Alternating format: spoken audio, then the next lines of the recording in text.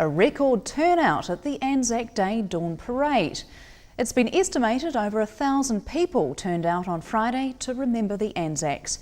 And this year there was a pleasing number of young Southlanders braving the rain beside the older generation. Deborah Webb with this story. Invercargill woke on Friday morning to the firing of guns. It was the Anzac Day Dawn Parade, remembering those who died fighting for their country.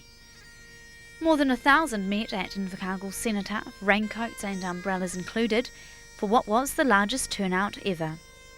Convener Peter Greaves says the number of young people who came to the ceremony was heartening and suggests a bright future for Anzac Day.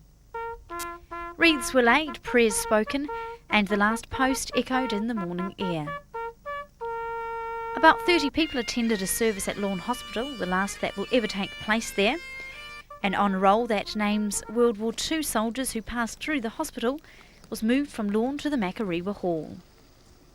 The AFS World War I ambulance was on hand throughout the ceremony on the beginning leg of its national journey. Stewart Island had its own firing squad and similarly its own impressive turnout. There were dedications and speeches to remember those that gave their lives in the two world wars.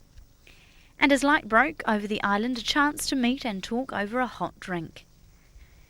Back in Invercargill for the first time in 30 years, an Anzac Day concert.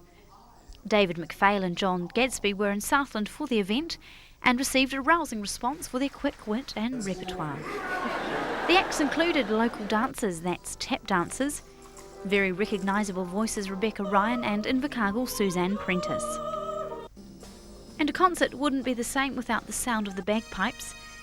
With such a huge success, let's hope it's not another 30 years until the next one. This is Deborah Webb for Mercury News. After the break, are we in for another day of knock me over wins? The importance of a prick in the finger and today in history. See you soon.